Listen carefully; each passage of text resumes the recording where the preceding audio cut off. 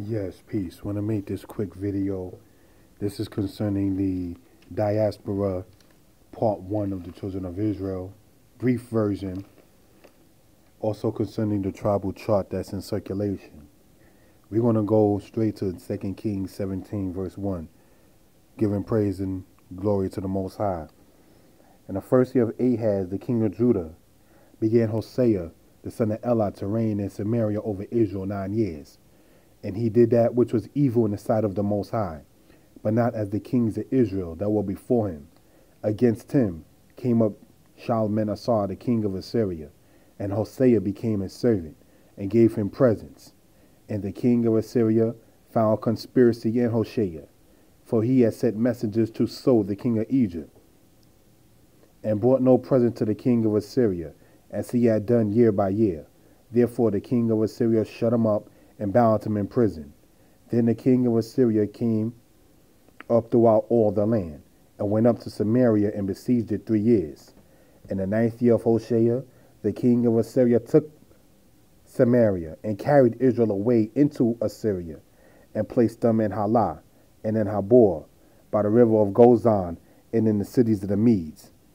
So what this is talking about right here, emphatically, is about the fact that during the rulership of Hosea, the king of Israel, you had the Assyrian king Shalmaneser, also known as Shalmaneser V, and he was the successor of Tiglath-Pileser, who went up, as it says in verse 5. Then the king of Assyria came up throughout all the land, and went up to Samaria and besieged it 3 years. Now, if we go from there, let's go to 1 Kings chapter 12, verse 17. We're going to go according to this. 1 Kings 12:17 says, "But as for the children of Israel which dwelt in the cities of Judah, Rehoboam reigned over them." So we're talking several hundred years prior to 2 Kings 17. We see that there were Israelites who would have been of the northern kingdom that lived in Judah. That's very important to remember.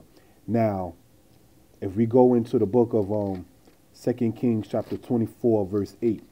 2 Kings 24, we're going to start in verse 8. And it says, Jehoiakim was 18 years old when he began to reign.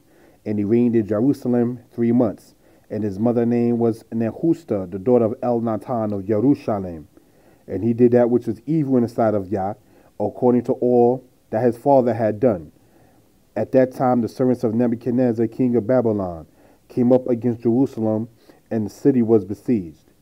And Nebuchadnezzar, king of Babylon, came against the city, and his servants did besiege it.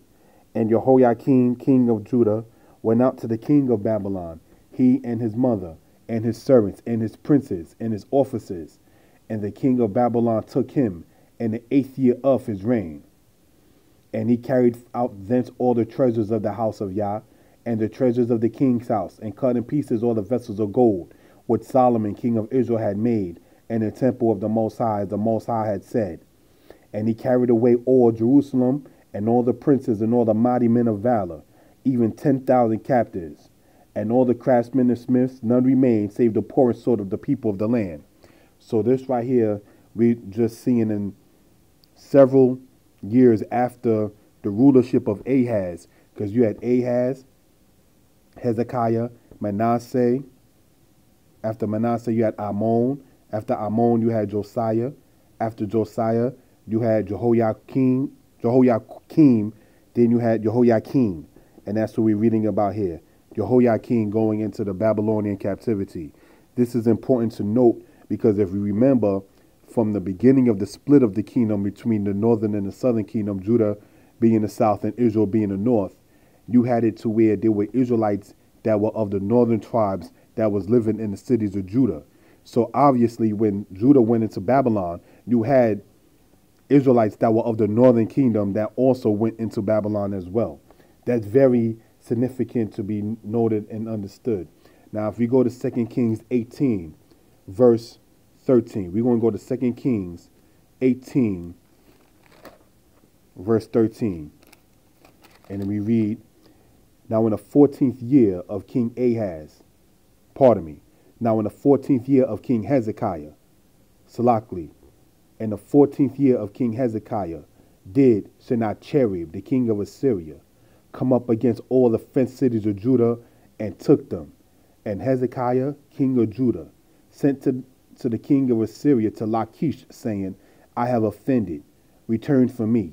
That which thou puttest on me will I bear. And the king of Assyria appointed unto Hezekiah, king of Judah, 300 talents of silver and 30 talents of gold. Now, this right here just goes to show that you had to where in the Assyrian kingdom, you had Tiglath-Pileser, you had Shalmaneser, you had Sargon, and then you had this individual here named Sennacherib. Sennacherib actually took people from the tribe of Judah into the Assyrian captivity. Now, when you go into your own time in Isaiah 36, it explains that. All right?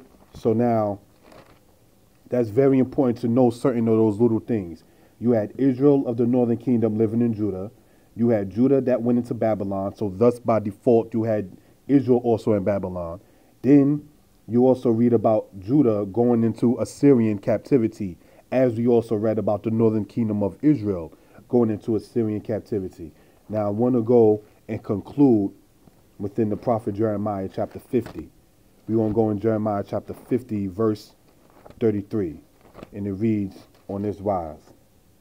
Thus saith the Most High of hosts, the children of Israel and the children of Judah were oppressed together, and all that took them captives held them fast.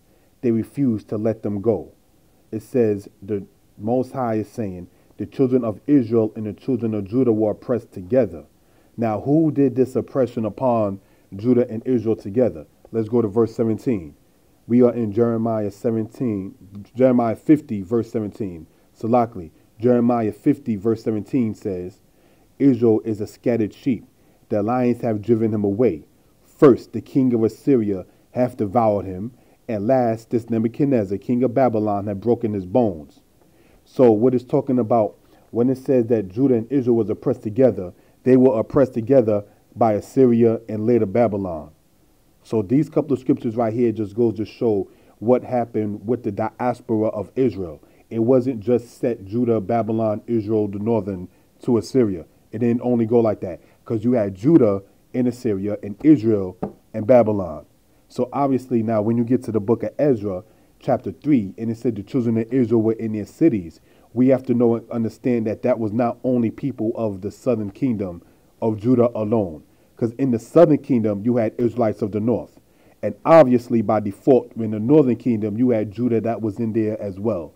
So certain scriptures right here kind of lets it be noted that certain understandings about the tribes and diaspora is incorrect. Shalom.